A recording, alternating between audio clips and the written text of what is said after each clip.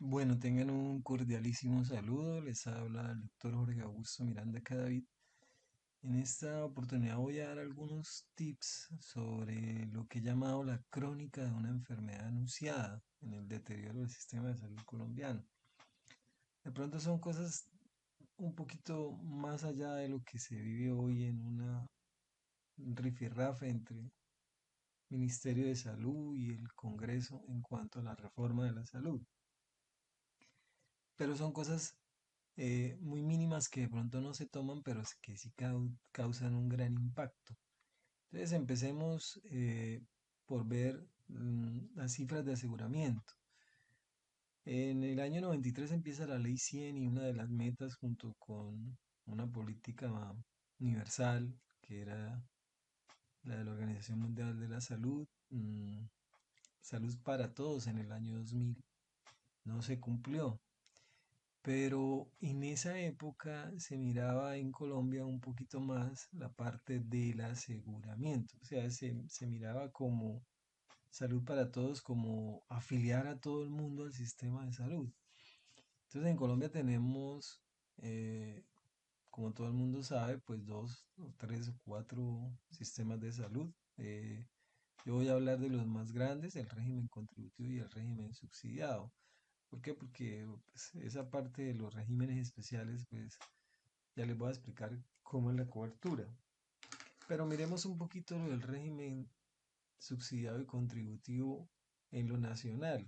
Estos son datos de cifras de aseguramiento del Ministerio de Salud. Y aquí vamos a ver cómo para marzo del 2025, estos son datos del 2025, la población afiliada al régimen contributivo es de 23 millones de habitantes, mientras del régimen subsidiado es de 26 millones de habitantes. Los regímenes especiales 2 millones y tenemos un total de población afiliada al 52%, o sea que tenemos una cobertura porque según las cifras DANE para esta misma época son 53 millones, o sea que tenemos una cobertura del 98%. Podríamos decir que tenemos igualdad en cuanto al régimen, en cuanto a afiliación a todo el mundo a un sistema de salud. O sea, así por encima podemos decir que hay cobertura universal. Pero esa cobertura universal, como lo vemos ya en cifras, miremosla a ver cómo está entre el régimen subsidiado y el régimen contributivo. Entonces a nivel nacional encontramos que el 54% de la población está en el régimen subsidiado y el 46% está en el régimen contributivo. Esa no era la visión que se tenía cuando se empezó esto, porque la idea en un sistema de estos es que las manecillas del reloj sean contrarias, es decir, exista más contributivo y menos subsidiado, lo que significa que en Colombia eh, hay más gente en condición de pobreza que no aporta al sistema, que es subsidiada por el Estado, y el 46% es la que trabaja y aporta en el Estado. Uno de los principios de la seguridad social en esa época, de que nació la Ley 100, era el punto de solidaridad o el paripazzo. Entonces, aquí lo que decía en esa época era que el gobierno debía aportar recursos en aquella época al FOSIGA, hoy supongamos que sea el ADRES, en una proporción al monto que aportan los afiliados del régimen contributivo. Esto se denominaba el punto de solidaridad, eh, y las cajas de compensación. Pero si estamos en contra de las manecillas del reloj, este punto de solidaridad, pues vemos que no se puede dar porque hay más de los que eh, no aportan al sistema que los que aportan. Entonces el punto de Paripazzo pues nos quedó un poquito atrasado y estamos en una cobertura del 98%, pero una cobertura que habla más de población pobre y que no cotiza. Miremos para Norte de Santander. Aquí la situación del Paripazzu pues es aún más crítica porque según estas cifras de aseguramiento Norte de Santander Tiene 435.000 afiliados al régimen contributivo y 1.291.000 personas afiliadas al régimen subsidiado. Entonces estamos en un 75% de régimen subsidiado y un 25% del contributivo. De acá para allá no hay paripatsu, o sea, no se puede decir que aquí hay el punto ese de subsidiariedad para el régimen subsidiado. Entonces, de solidaridad. Entonces, el punto de solidaridad aquí nos quedó bastante estrecho. Quiere decir que casi no existe. Casi que podríamos decir que el subsidiado mantendría el contributivo. Sería un paripazzo inverso, ¿no? Entonces, donde el Estado le tocaría, o en este momento acá, el Estado cubre totalmente las necesidades del régimen subsidiado porque por el contributivo no está recibiendo el punto de solidaridad. Eso en cuanto a Norte de Santander. Miremos Cúcuta. Cúcuta no cambia mucho de ser lo contrario. Las manecillas del reloj van en contra del sistema de salud. 65% tenemos régimen subsidiado, 35% el contributivo. O sea que el punto tampoco se da acá, el paripaso aquí tampoco se da. Entonces es un sistema que, a pesar de que hoy está en el 90, y aquí Cúcuta por lo menos aparece el 100% de cobertura, miremos, 315.000 en el régimen contributivo, 593 en el subsidiado, 18.000 en regímenes especiales, hay 927.000 afiliados y la población DANE está en 814. Inclusive tenemos mucho más de lo que tiene la población DANE. Eso puede ser un fenómeno que se presente por tanto migratorio que hay acá, que se ha afiliado nuevamente al régimen subsidiado. Entonces, por ese lado el sistema ya presenta un déficit. No hay paripatsu, hay más subsidiado. Los alcaldes tienen que pagar doceavas partes para ese régimen subsidiado altísimos y ellos no tienen recursos propios casi las alcaldías, por lo menos de nuestros municipios, por impuestos, por empresas, es muy poco. Y entonces tampoco dan empleo. Entonces, un alcalde se ve abocado casi que a afiliar a todo el mundo al régimen subsidiado. Si nosotros nos vamos a pueblitos pequeños, no hay cómo generar empleo para aumentar ese porcentaje de régimen contributivo. En un pueblo de nosotros, eh, el régimen contributivo se encierra solamente en un entorno de policías, que es régimen especial, maestros y de pronto los que trabajan en la alcaldía y algunas entidades del gobierno como Centros Vida o Centros de Desarrollo Infantil y pare de contar.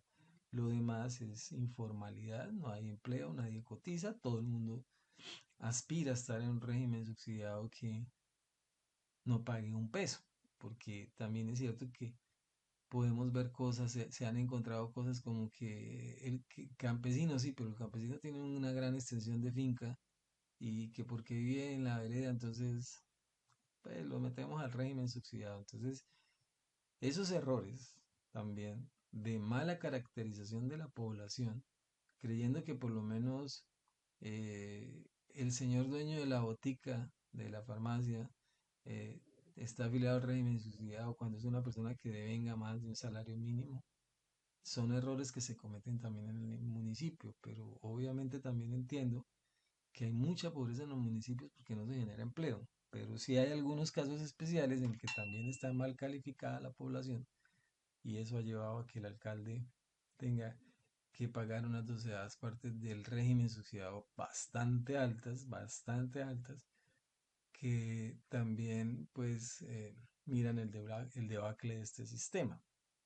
Eso en cuanto al aseguramiento. Entonces nosotros en aseguramiento estamos totalmente rajados. Por ahí algunas regiones, de pronto pues ustedes pueden mirar en la página de aseguramiento y hacer este ejercicio. De pronto Antioquia tiene algunas regiones con las manecillas al contrario, ¿no? 30 en el subsidiado y 70 en el contributivo. Esa era en un principio la filosofía del sistema de salud, que hubiese más contributivos, más trabajo, más empleo, menos pobreza, menos determinantes sociales. y la gente devengaba ingresos. Pero acá lo que nota es que sigue marcando la pobreza. Entonces este aporte gubernamental que se llamaba paripatsu o de igualdad en condiciones con las otras fuentes de financiación tenía como objetivo asegurar una financiación equitativa. Aquí no hay paripatsu, o sea que no hay igualdad, no hay principio de equidad, de igualdad. Entonces podemos tener aseguramiento y podemos tener cobertura del 100%, pero por la parte de, de financiación estamos sin equidad, con inequidades. Sin embargo, en la práctica este principio a menudo no se cumplió completamente o enfrentó desafíos, lo que genera un desequilibrio en el sistema. Entonces, empecemos por ahí, que este sistema está desequilibrado desde el punto de vista mm, de, de equidad financiera, por tener más subsidiado que el contributivo. En resumen, cuando se habla de paripatsu en el sistema de salud colombiano, se hace referencia a la igualdad en la proporción en el tratamiento de los aportes y recursos destinados a la financiación de los diferentes regímenes o componentes del sistema, perdón, especialmente el subsidiado,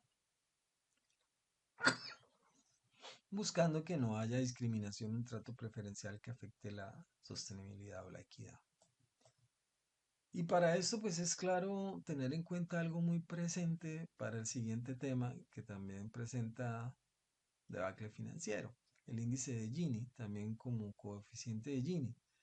Miremos que esta es una medida de desigualdad en la que se puede sacar que hay una distribución dentro de una población y como este índice de Gini pues nos demuestra cuando hay una perfecta igualdad, o sea, cuando las personas tienen un buen sueldo y tributan al sistema de una forma equitativa.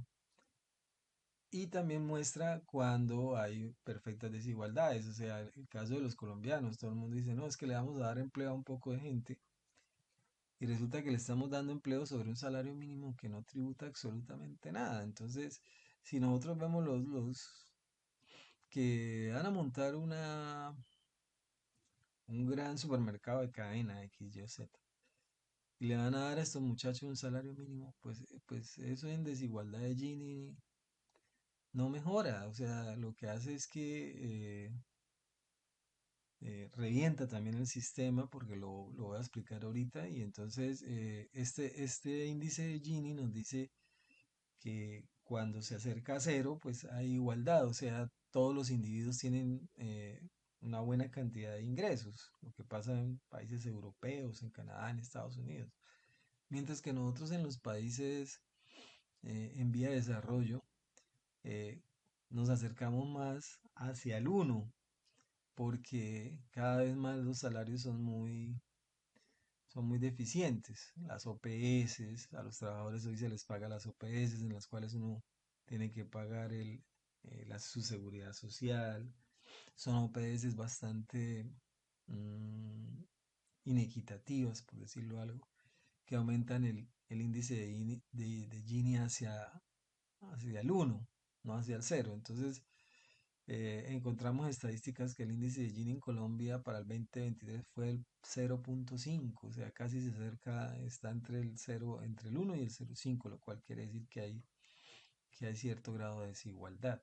Para Cúcuta, en el 2022, que fue donde encontré la data, estaba en el 0.49, también acercándose más hacia el 1 y no se ve movimiento hacia el 0. Entonces, salarios mínimos y orden de prestación de servicio es lo que refleja esto, aunando al problema de la población del régimen subsidiado.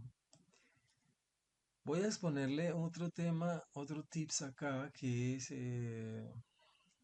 cuando las EPS hacen su análisis financiero, qué población tienen en el régimen contributivo. También hay otra desfinanciación en cuanto a la estructura de costo de una persona que cotiza. Entonces el Ministerio de Salud saca una estructura de costos y dice que un menor de un año le vale al año 4.500.000 pesos. Esto porque un niño menor de un año pues tiene más riesgos. Esto se hace de acuerdo a los riesgos, de acuerdo a la edad, el grupo etario, etcétera, etcétera. Y aquí tiene una variable. Esto es un salario mínimo multiplicado por esto a la fecha de hoy. Entonces esta es una estructura, una constante que se saca dependiendo del grupo etario y análisis de morbilidad, pues se sabe que un niño menor de un año tiene mucho riesgo de enfermar por su vulnerabilidad inmadura. Los niños de 1 a 4 años valen 1.311.000 al año, donde 0 a 5 años valen 528. Mire que a medida que aumenta la edad, pues el valor anual va bajando y vuelve en mujeres, porque las mujeres en edad fértil pues tienen la posibilidad de enfermar, de embarazarse, de tener hijos, de cáncer de seno uterino, de todo eso. Y a medida que aumenta, pues, mire, se mantiene a los 45 años los hombres, eh, se aumenta un poquito ya cuando las personas empiezan a entrar en años. Entonces, esto es como se calcula la UPC de acuerdo al costo, de acuerdo al grupo etario. Entonces, yo hice dos ejercicios para calcular más o menos cómo es lo de compensado y no compensado. Esto lo utilizan mucho las aseguradoras para mirar a ver cómo es el flujo de recursos. Entonces, miremos, vamos a mirar una familia conformada por papá, mamá, un hijo de un año y una niña de 5 años. Ese es el común denominador de la familia colombiana. Entonces, si miramos el padre de 35 años, pues como le mostré en el cuadro anterior, tiene un costo anual de 880.000 pesos colombianos. Mm, entonces voy a mostrarles, ya voy a parar un momentico el video para mostrarles. Bueno, mire, ahí ya corregí, sí, tenía un pequeño error. Entonces, hice el ejemplo entre una persona con un grupo etario, padre, madre, hijo, padre de 35 años, madre de 25, como les decía, un hijo de un año y una niña de 5 años. Entonces uno mira la tabla y mira que el padre vale 880 la anual, la madre vale 1.625.000, es una mujer fértil. Y este chico menor de un año pues tiene un costo de un año de edad, tiene un costo de una UPC anual de 1.300.000, mientras que ya el del hijo empieza a bajar un poquito, 528. Si sumamos todo eso, este costo de familia vale 4 millones de pesos. Entonces miremos que este personaje gana un salario mínimo. Entonces no trabaja la mamá, sino él es el único que trabaja. Y trabaja en un supermercado y una empresa de cadena, etcétera, etcétera. Y le pagan un salario mínimo. ¿Cuánto es el índice base de cotización, que es del 12.5? Pues entonces sacamos el 12.5 de este salario y lo multiplicamos por 12 y entonces esta persona tributa al sistema de salud 2.135.250. Mientras que eh, el sistema aporta, gastaría 4.345 en esta persona. Entonces tiene un déficit de 2.210.000. Aquí empieza Cristo a padecer, como dicen, porque el sistema no compensa. Entonces tenemos que hacer un análisis en las EPS de cuántos pacientes, cuántos afiliados, cuántos usuarios tenemos no compensados. ¿Por qué? Porque esta plata, para compensar el sistema, este déficit de 2 millones, los tiene que retribuir supuestamente el anterior Fosiga, hoy el ADRES, a la aseguradora. Entonces, o si no hay aseguradoras ya que, como se plantea, pues entonces el ADRES tendría que compensar, eh, garantizando una UPC con 2.210.000 pesos más al sistema para que compense. Entonces, ¿cuántos colombianos tenemos con un salario mínimo en esta situación? muchos, muchos. Este es el pan diario de cada día. Pero vamos a ver cuánto tendría que ganar esta persona de 35 años con una esposa de 25, con un hijo de 5, para que compense al sistema y no se desfalque más el sistema. Entonces miremos acá. Hice la, la estructura en varios hasta que me llegó al positivo, que es 3 millones de pesos. O sea, yo creo que aquí, para que esto compense, tendríamos que ponerle a todo el mundo un salario mínimo ya de 3 millones de pesos, que 1 millón de pesos, 423.000 pesos, no sé de qué vive una familia. Y eso es el común, esto no son datos que estén desfasados, eso es el común. Ve uno gente con un salario mínimo y tiene hasta más hijos. Entonces, imagínense, a medida que más hijos, más costo para la unidad de costos de la UPC. Entonces, no sé si esto se haya tratado porque quieren subir la UPC, el porcentaje de UPC, pero si yo lo aumento, pues aumento más ese costo UPC y no aumento el salario, entonces ahí hay otro desbalance. Entonces, tenemos que fijar es que hay que aumentar es la capacidad adquisitiva de las personas para tener un salario base de cotización por lo menos de 1 millón de 3 millones de pesos para que pueda compensar al sistema de salud. Esto, ustedes cogen un Excel y pueden hacer este cálculo, mirar en su familia, a ver cuánto gano yo.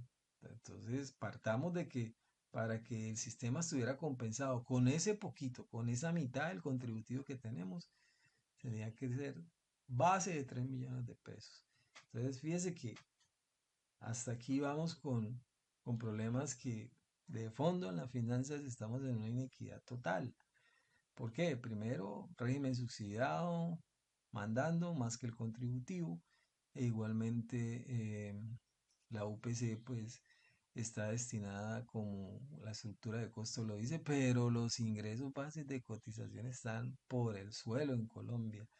Estamos en una avalancha de OPS que son los que medio trabajan y tienen que cotizar sobre el 40%, fuera de eso cotizan sobre el 40%. Entonces eso hace más todavía porque si yo este salario base de cotización lo gano sobre 3 millones con prestaciones, pues eso implica un poquito más.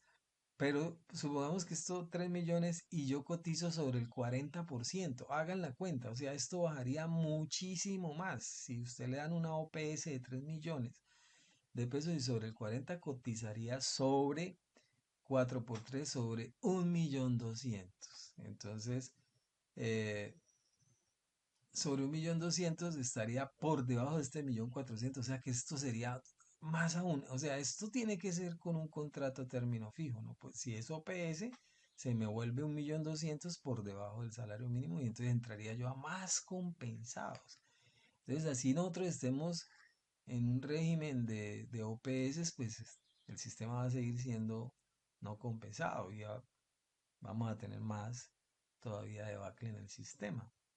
Entonces, eso es la parte de financiamiento. Ahora, otro problema es el trámite de flujo de esos recursos entre pagadores y prestadores, que ha sido un desorden total, tanto de prestadores como de pagadores, porque para nadie es un secreto que la red pública en especial y también la red privada nunca han llegado a tener un orden en el trámite del flujo de recursos.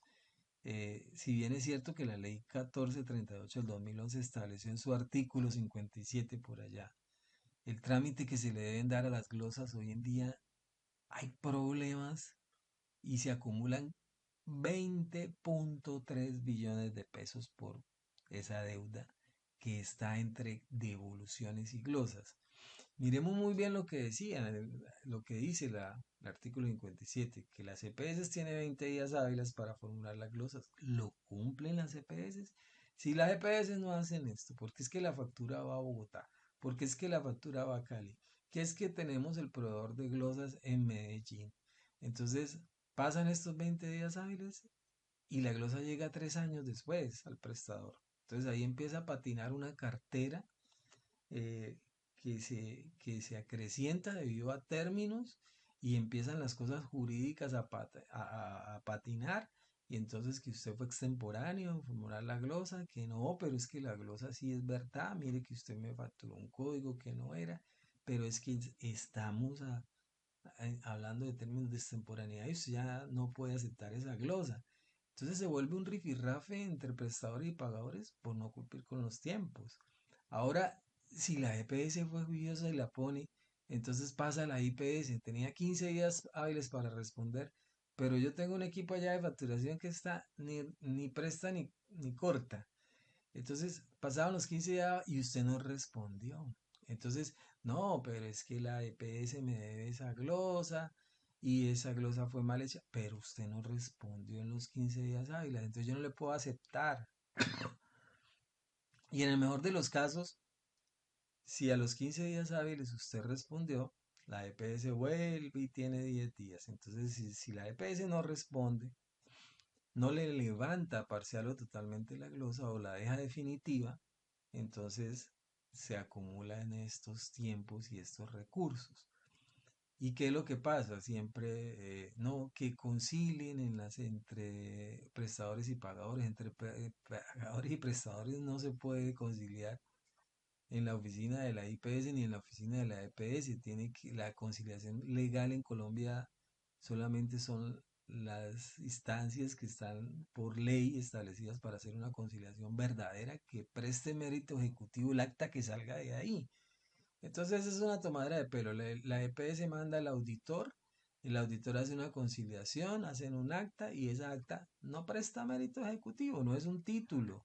¿Por qué? Porque no se hizo en un espacio, en una entidad que tenga avalada el gobierno para hacer una conciliación y generar un acta que preste mérito, que sea válida ante un juez para hacer una demanda por incumplimiento. Entonces, le dice uno a los prestadores, oiga, mire, si usted no incumple aquí, lo que tiene que hacer es, si no hay acuerdo, váyase a la supersalud, a la función jurisdiccional, mejor que la conciliación, porque es que la jurisdiccional, ¿qué pasa? Si usted pone allá la queja y una conciliación, la supersalud sí es reconocida para conciliar. Y entonces en este momento usted se ve abocado a que se le genere un acta que presta mérito ejecutivo y tiene las mismas instancias que una acción de tutela. O sea, lo que salga de ahí tiene que ser en 5 días, lo que diga el juez ahí, pagues en 5 días, punto. Si no paga usted en el tiempo que le estableció el juez, pues se incurre en desacato. Y en desacato, pues usted sabe todo la connotación que tiene el desacato. Entonces, además de esto, pues para nadie es un secreto eh, que los hospitales se quejan de esto, pero también hay un desorden administrativo en cumplir esos tiempos y en tener clara algunas normatividades como la de conciliación. Muchos prestadores del Estado no van a la supersalud. Y los privados no, lo que pasa es que si yo no me vuelven a dar contrato. Pero ¿dónde está el acuerdo de voluntades? En el acuerdo de voluntades uno tiene que poner las, clarito todo. O sea, mire, si usted no me presenta la glosa en términos del artículo 57, pues mire lo que va a pasar para que yo sepa qué tenerme si no cumplo. Igualmente del otro lado, por eso es un acuerdo de voluntades y esos acuerdos de voluntades siempre fueron desacuerdo. Entonces, hoy eso nos lleva, además de la mano de gente descompensada que hay en el sistema porque no ganamos plata, además de que hay más subsidiado que contributivo, pues viene también este problema del flujo de los recursos que hoy, según el dato que encontré, para diciembre del 2024 asciende a 20.3 billones de pesos, cuando en el 2024 en junio estaba en 18.9. Esto es un hilo que va creciendo y va creciendo y no hay quien lo pare. Entonces esto es como, a grosso modo, la crónica de, como dice el título al principio, de una enfermedad anunciada en el deterioro del sistema de salud colombiano. Bueno, les habló Jorge Miranda, muchas gracias por su atención.